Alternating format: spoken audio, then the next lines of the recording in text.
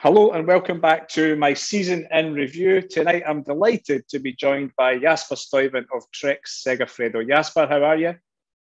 I'm very good, thank you. And where in the world do we find you tonight?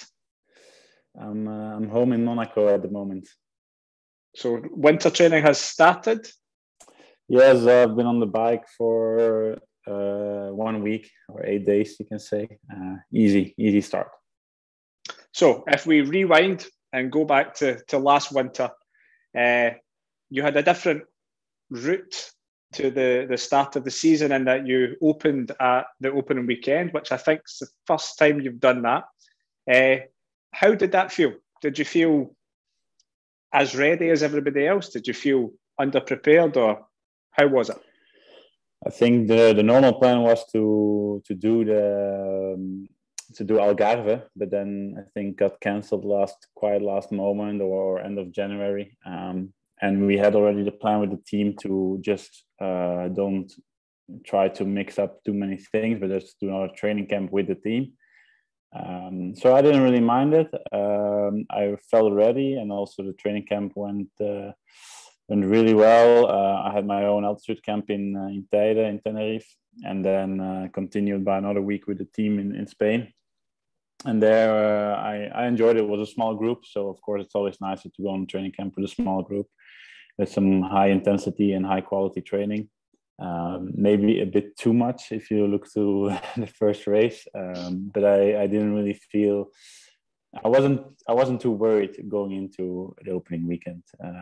So it turned out that it was not so good, but I think it was more the last week with the team that we maybe killed each other a little bit, and it took some time to get back from that overreaching, let's say. It's always a kind of difficult decision, isn't it? Do you want to be really good opening weekend, or do you want to come good kind of later? So that opening weekend, Umloop did not go well for the team at all. As you said, maybe you killed each other on training camp. But in Kuurne, Mads got the win. You were in the breakaway. You then did a really good lead out for him. So I suppose the weekend was a success. Yeah.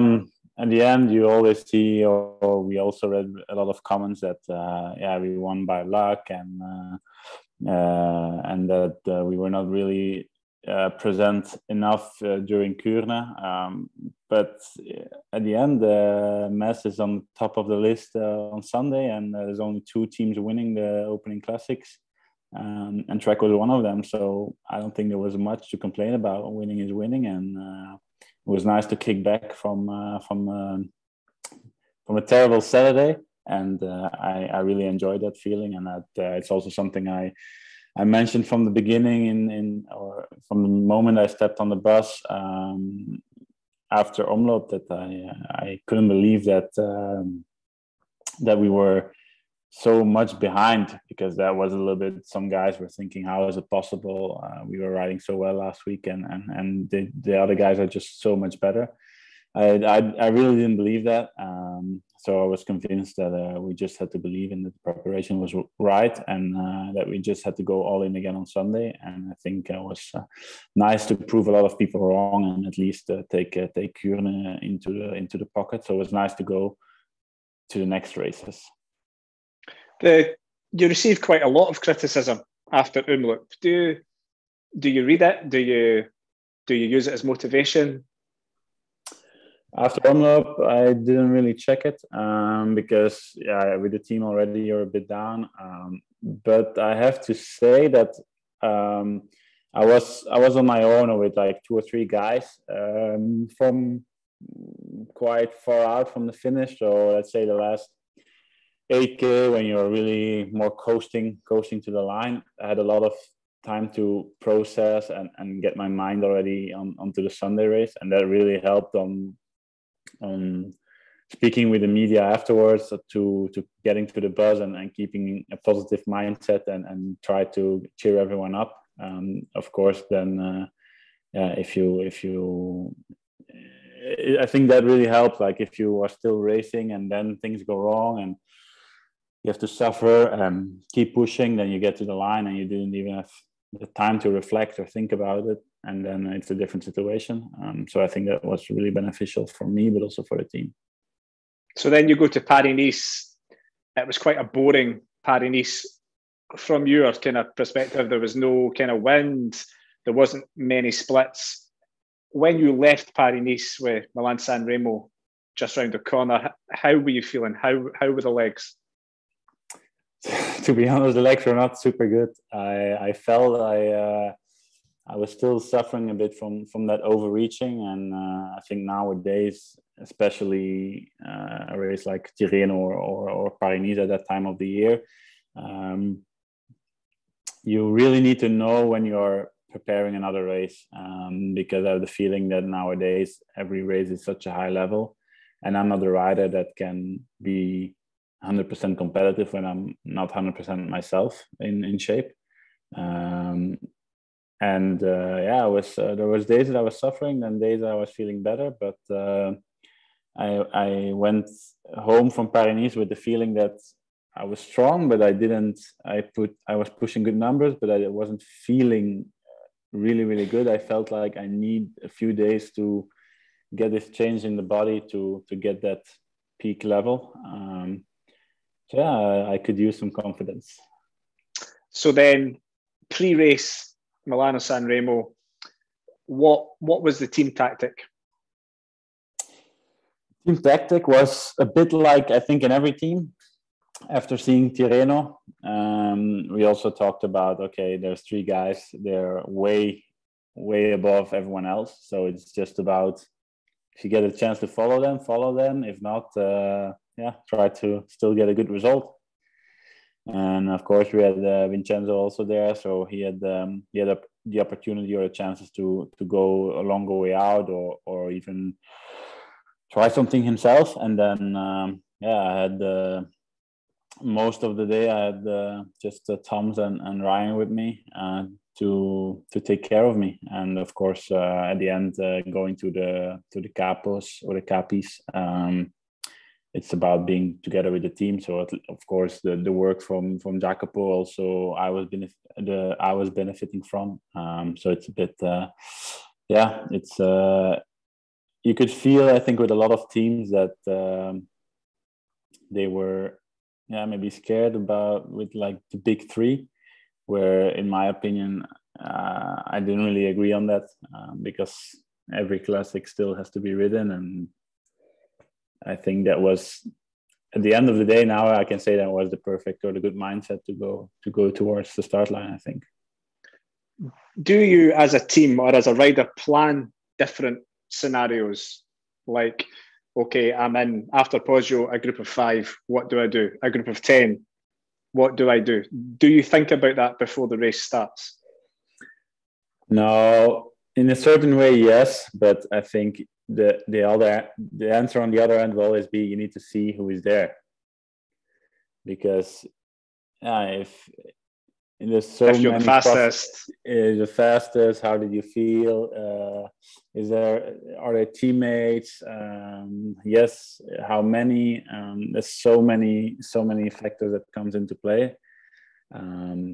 So the only thing I did mention to a friend the day before, or a few days before, was that I told him, like, if I'm still there with them, with the little group, I will give it like a try and prefer to go all in and have nothing. But maybe I get all. And at the end, that's maybe exactly what happened. So during the race, there was a split near the top of the Cipressa. Were you front group or were you second group? I was front group. Okay, so then we've got my favourite bit of the race, which is the run into the bottom of the Poggio. I watched it back, so you're on the right-hand side. I think you're sitting behind Ineos and Caleb Ewan, maybe. Yeah. And then you've got everybody trying to come round on the left-hand side. Is that kind of approach as fun, as crazy as it looks on TV?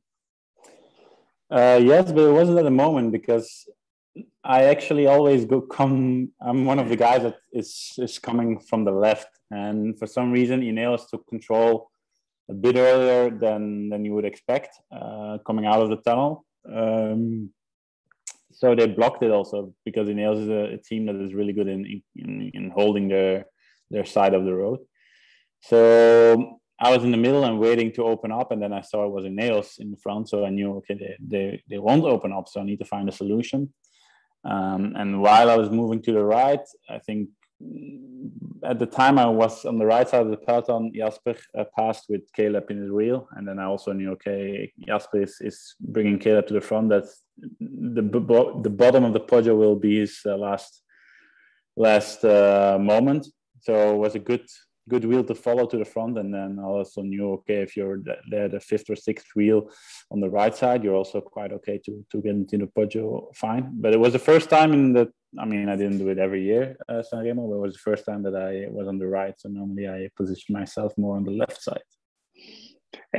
So then you get on to Poggio, I think you were about 10th, 15th wheel once the climb opened up. You hit your whole position well. At what point going up the Poggio do you realise that you're on a good day? Actually, the moment after, right before the first switchback, because normally there I always struggled a bit with holding the position when guys were moving up. But there I was able to hold my position and fight for it. And then also the movement, the feeling on how I was sustaining the effort. It's like, I think as a rider you feel if you're really struggling or fighting a bit, or when you're really in a, let's say comfort zone, but of course it's not comfortable. So then I knew, okay, if Mathieu or Wout or Julien would attack, I could feel that I had still something to react and to accelerate, which is nice because has been other moments where, if they will accelerate now, it's just about trying to keep this same tempo. So the attacks go, you managed to follow the first move, and then there was another move, and I think Michael Matthews closes that move and you follow him. And then you must realise, I think it was near the top of the Poggio, okay, this is the group. I'm in the front group. So my question would be, when you go down the descent, are you able to start thinking about who's in the group?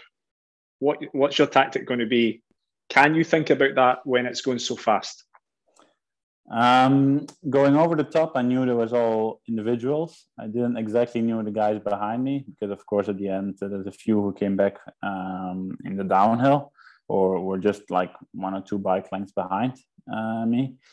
But I also knew I saw Michael there, I saw Wout there, I saw Caleb there. So I realized quite fast, okay, I need to try something here. But having Pidcock and Julien there was maybe also good for me because that make it only more guys looking to each other. So yeah, going into the downhill, I really practice. I'm not going to say a lot, but I think for Sanremo, one of the important things is like you come to the top of the Poggio and then your heart rate is, let's say, 200, and then the difference can be like to have a strong brain activity, let's say, for the downhill because it's technical, but at the same time to recover. And I think I managed that pretty well. So knowing the downhill pretty good, and then they didn't go all out in the downhill, so it gave me the time to really overlook the situation a bit more. And I think at that moment also they told me in the radio that I should try something, which I already realized at that moment. So then the moment comes, there's a slight slowing. I think Julian looked to attack. He might have been blocked, I think, and it didn't happen. And then there is a moment of calm, and then you take your chance, you go. Yeah. When do you look back? Quite fast, I think. No, when did you look back and see, are they following, or did you just head down, go? I didn't look back. I think I looked back on that corner before, and I saw that Trentin was in my wheel. so the moment I went to the left, like trying to make it sneaky, I was scared he would follow me there.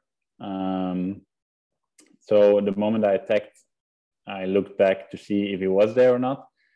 And there, I think because we used a little bit of the last part of the downhill, and having the 5410 of SRAM is maybe one of the benefits that I could use there, and to really launch and keep the speed high or put it even higher, which was not so ideal once we got to the flat part. But yeah, I think the moment to make the gap was the most important on such a moment, and I managed it quite well. But of course, I wasn't sure the moment I attacked if I was going to be alone or not. So then Soren Kragh Andersen does come across to you. I think he reached you about a kilometre to go. I think it was roughly that. At that point, the TV cuts away, and the next thing we see is that he's on the front and you're trying to recover. So what happened in that short space of time? Did you just tell him you need to ride, or did he just go? No, actually, I decided for myself when I saw him closing that I was gonna really use the chicane, let's say, to recover myself. That's why I didn't. You see that I don't push full through until that corner. And actually, once we took the last right corner, I went to the right and wanted to let him pull. But what he did was actually go to the other side of the road and make an attack. And there I really had to dig quite deep to hold the wheel. But I think for them, he realized, I mean, that was his moment to try to beat me. And after that, he realized when I was still on the wheel, it was not going to happen. So then he kept the pace high just so he could be still on the podium. Which was nice for me, and I had this 200 or 300 meters to recover in his wheel recover as much as possible in his wheel to still have something left.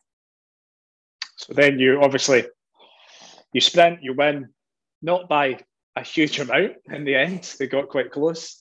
So then post-race, you've just won a monument. You've ticked off one of the biggest races in cycling. When do you start to realise what an incredible achievement that is? To be honest, I think when I was changing for the podium, I had like the first 1 minute that I was realizing it, and then after that it was gone again for another 10 minutes, and it came in waves, let's say, of realizing it, and then it was like, again, okay, I just want to race, it's fine. And then 10 minutes later, again, like I won my first monument. So it was a strange experience, to be honest. It took me a little bit longer than I think 2 or 3 days that I fully realized it. But at the moment, the hours after was strange because it was really on and off. So then, the season's obviously not over. You've got a long way to go. Next, you go to E3, and you were looking quite good. I think you had poor positioning for the Paterberg, and then the attack goes and you're too far back. How frustrating is it when you know you're in a bad spot going on? Yeah, I was really pissed with myself that I wasn't aggressive enough, because at the end,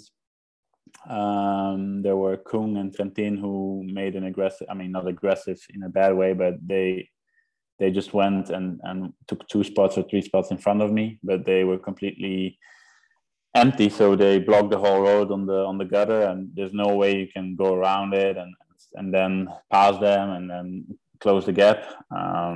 And I was maybe a bit too relaxed there, or not paying too much enough attention, which I was really frustrated with, because I was feeling well, and I just, if you know that there's already 7 guys in front, then it doesn't need to take another 7. It only needs to take 4 that goes. And with 4, you sometimes think, oh, it's only 4. I'll follow the next move. But there was no next move because there was already 7 or 8 in front.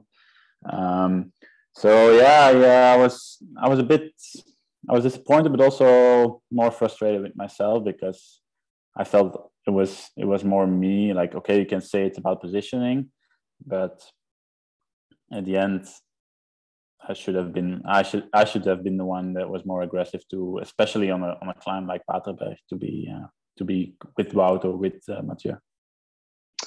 Then how were you feeling as you approached Tour of Flanders? To be honest, it was very strange because of course we didn't start Gent-Wevelgem. We were woken up in the middle of the night. We got the news that we couldn't race. Then we were isolated. Then we had testing every day. Then Waregem was also like yes or no or maybe. Of course, then I was happy to race. But then we went to Flanders and then also Stuyven was not in the car anymore. Then we didn't really have a strong team because half of them was just replacements, last minute call-ups. Then the other guys were like a mess. He was been feeling sick, but he didn't test positive. So it was a big mess. So was not the ideal week to go into the Tour of Flanders. The only positive thing for myself was that I felt good in Waregem and it was nice to race. But I would have liked to have a team without COVID situations, of course. And then I was more having confidence or trusting the shape that I had in E3 and not to think about the mental or the tiredness that I had from the situation in the team. And you rode a good race. You were near the front at crucial points. Obviously, you just missed the podium. Greg just pipped you for the sprint for third, but fourth place, you're getting closer to what would be a huge result in a very tough race. Yeah. It was, for me personally, how I experienced the race is that in that group behind, we had climbs where for example, me, Turgy, Laporte were the strongest. And then we could go to the next climb where me, Turgy, and Laporte were almost, getting dropped. And then two other guys were having the impression of being stronger. And the feeling this was a kind of balance in that group. Going to the line, I actually was quite empty. I think also I didn't really feel super that day, but I told myself that that I was in a great shape, that it couldn't be gone, that it was a matter of the head to keep fighting. And I think that they really did make a difference. And I was in Greg's wheel when he attacked, but I didn't react immediately. And actually, when he had the gap, I was so pissed that I didn't follow him. So that's why I ended up still jumping. And of course, that's maybe also the last bullet I spent instead of being straight on the wheel and have something left for the sprint. I was to be honest, I was happy with fourth place. And yes, I would have loved to be third already in Flanders and another monument. But if you look to the whole situation and how I raced that race, I was actually, I had no regrets on finishing fourth. It must give you confidence for seasons to come. The fact that you had such a interrupted lead up, you didn't feel amazing on the day, yet you still finished fourth. Surely for next year and the years to come, you must be thinking, I can podium, I can win. Yeah, but a lot of other guys, I was thinking the same probably because they were in that group. They improved from the last year, so another step they will also be there. I think the past I've learned that it's not that easy to always be improving. But yes, I think that's for me the biggest takeaway this year, that I felt that I could race different in those big classics and those big races, and that I felt that I could really raise the final, and especially Flanders to be really moving closer to podium or victory. You mentioned the big three earlier. So Julian, Wout, and Matthew. Do you think their effect on cycling is that it forces some riders, some top riders, to be almost too defensive, where you benefited from being attacking in Milan San Remo? Do you think they have, it's not their fault, but a negative impact on some other riders? Yes, I definitely think that. I'm pretty sure there are riders that lose confidence and just are there to wait for them. And maybe me winning Sanremo gave some confidence to a lot of guys that were in my situation, that it's not because those three are there that you can't win the race anymore. I think some guys are a bit, they don't race their own race anymore. So then you go to Dauphiné, you have 2 fourth places. How were you approaching Tour de France? How were you feeling? I was feeling quite amazing in Dauphiné and the week after. And then for some reason, the week before the Tour, I felt something was off, that I could push all the numbers, but I felt more tired. And this also, I had the same feeling the first days in the Tour. So it was not an easy start, not for me, but also not for the team, because Mess was not in a great shape, and they put a lot of pressure on him for the sprints, especially after 2020, where he showed a lot of potential. It was, I think, a stressful start for me and for the team this year. So you've said before, winning a stage at the Tour de France is a big goal, obviously. You've been very close before. A rider like yourself only has maybe 2 or 3 chances in every Tour de France, and then you've got to get in the breakaway, you've got to finish it off. So the stage to Le Creusot, you get in the big break, but also in that big break is Mohoric and Van Aert and Van der Poel and some big riders. So when you made that break, what were you thinking? How were you going to play the rest of the stage? I was a bit worried because the group was that big, like really the big names were there. So it's a little bit different than ending up with a group of 10 or less. So I was doubting for a long time how I was going to play it. But then I think it was Mohoric with Brent who went away. Yeah. And then you could see it started like no one was committed. Like the other guys didn't want to sacrifice their teammate yet because it was still a long way out. And Victor Campenaerts, he came already a few times to me like, we need to go, we need to jump. I want to attack, you follow. And I told him, nah, we need to wait, because we really spoke about the parcours in the meeting. And I also checked it that, I mean, it wouldn't have made sense to try a bit earlier. And then, at one moment he came again, and I felt, okay, it's time to go. And then he launched the attack, and I think that was good that we know each other. We went all in to catch the first 2.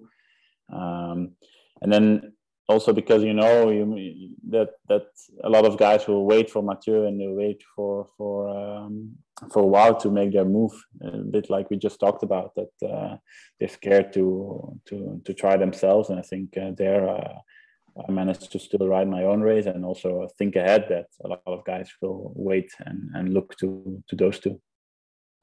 And then you finished second, which is a great result. The last climb was it was too hard. Mohoric was on a great day, but you're getting so close to taking that Tour de France win. But it is so hard because, as I said, there's only 2 or 3 stages per year.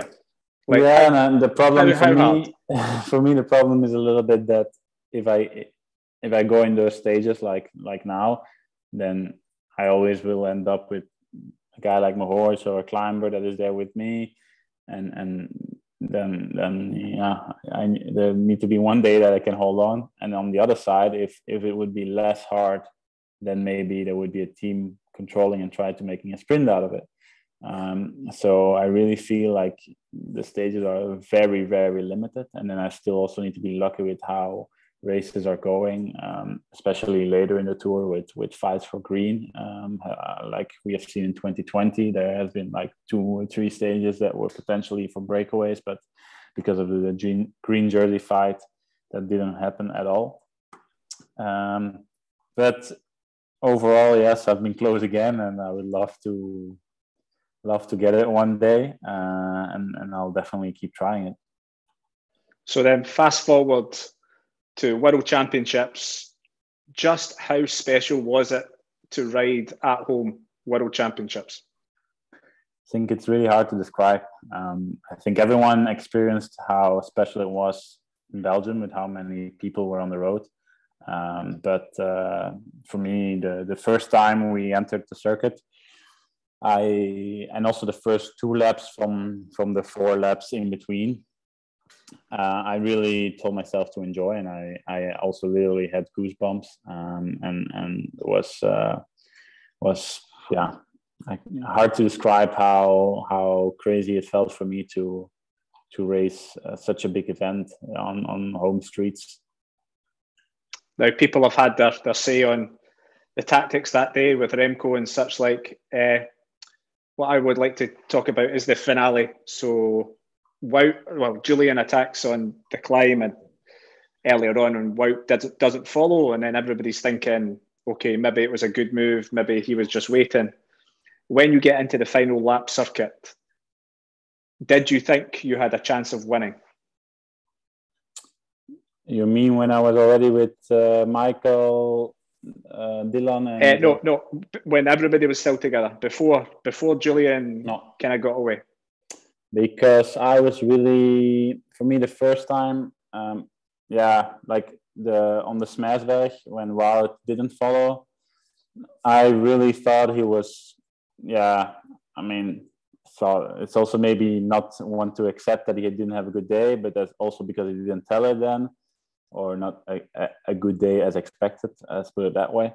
I really thought he played it smart because he knew I was there, and then also to give the chance to have Remco as long as possible. So that would make still 3 of us.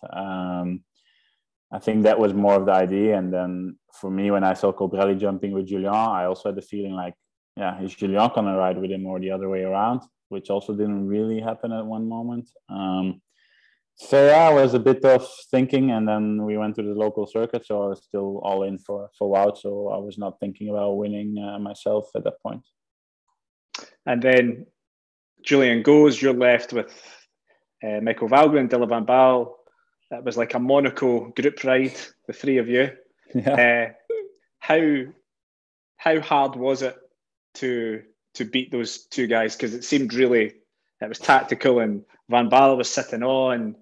It was no wonder he had the energy to sprint for second. It seemed a very difficult fight for the podium.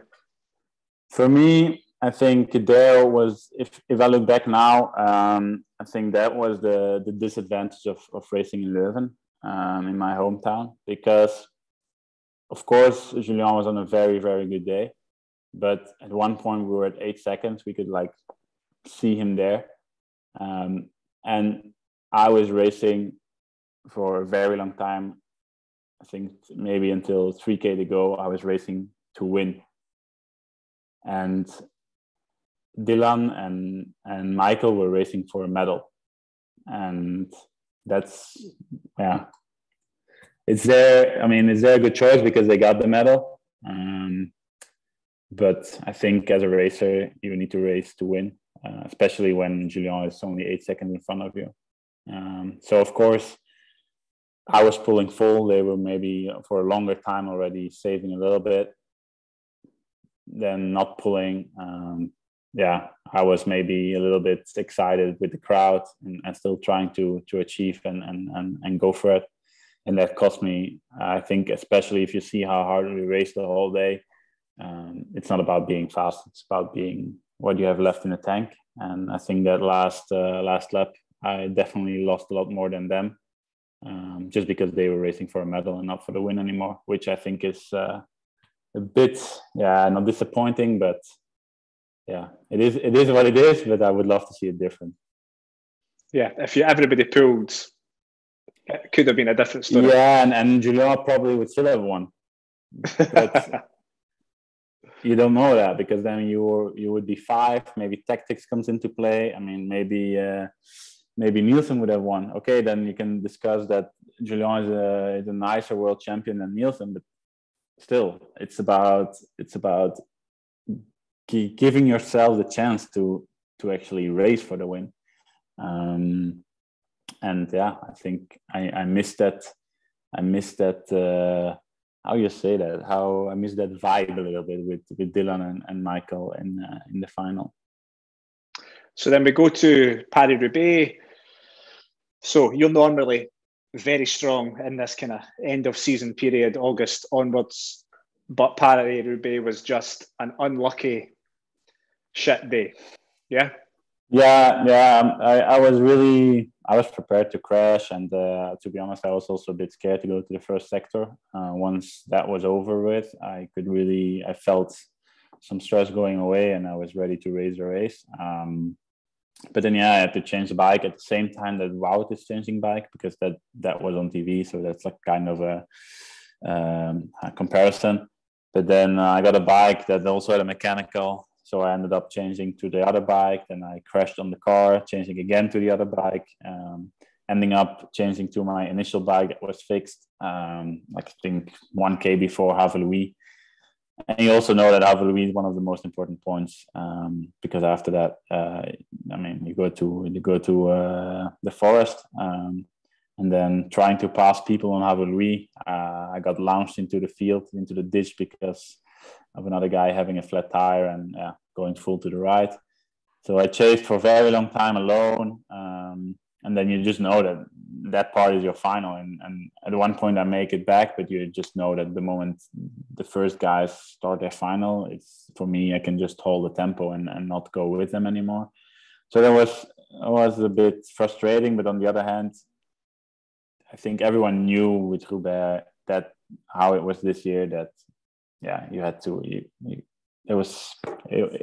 That's how it was. Like, you knew you're gonna have. There was a high chance of flats. You knew there was gonna be a high chance of crashes. Of course, I like it that I got a spare bike that also had a mechanical. Of course not. But are the mechanics doing such a things on purpose? Also, of course not. So.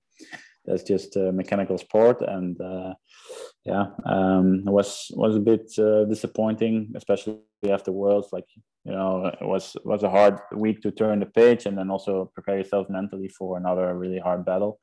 But I was happy with how I did it, and I accepted the bad luck I had that day, and also the team had, unfortunately, that day. So it's a race that I still love, but I would prefer to do it in the dry. So after your 4th place at Flanders, so in my head I've always had you as a Paris-Roubaix winner, okay? But Flanders, you're getting closer. So do you think you potentially could win either race, or do you have a race you think you're better at? I still think I'm better at Roubaix. And there has been a moment that I really thought, okay, I can win all the classics except Flanders. But that did change a little bit. I think 2018 was the first time I really raced a bit the final. And then, the 2 years after, I struggled with some other problems. Also 2020, I knew I was not in the best shape. So considering that, I was still happy with where I ended. So then this year, gave me again a bit more confidence that I can, that I'm convinced that I can be challenging and maybe win Flanders. Will I win it? I'm not going to say that. Would I like to win it? Of course. Does Roubaix fit me better? I personally think so. So you are 29 years old. It looks like you're getting stronger. Do you believe the best years are still to come? I always told myself when I turned pro that I was aiming to be at my best between my 28th and 34th, which at this moment is showing off in a good trend, let's say. So yes, I believe that. Of course, there's also been a change in the whole peloton, that there's guys from 19 years old in the pro peloton that are doing amazing stuff. So it's putting it a little bit in perspective, but I feel that I've been stronger. I've been more, for me, maybe it took longer than a guy like Pogacar to find the balance and good preparation. So I think for me, I still feel that I've become stronger as well this season. Last question. At the end of the season, you were asked what you were looking forward to doing in the winter, and you said drinking some nice wine. So, which nice wines have you been drinking? Yeah. Do you have a minute? Yeah. I did. What's been your best? What's the best wine you've had this winter? To be honest, I had a really nice new. I discovered a new winemaker. Not that he's like completely new, but I hadn't had a good bottle of him yet. It's from La Mora in the Barolo region, Piemonte, and it's from Lorenzo Accomasso, and I had a 2007. And for me, that's the bottle that's the best of the off season. Well, Jasper, thank you very much for giving up your time tonight to chat through 2021. Hopefully 2022 we can win another monument and maybe that Tour de France stage. I'll definitely try to chase it. Thank you.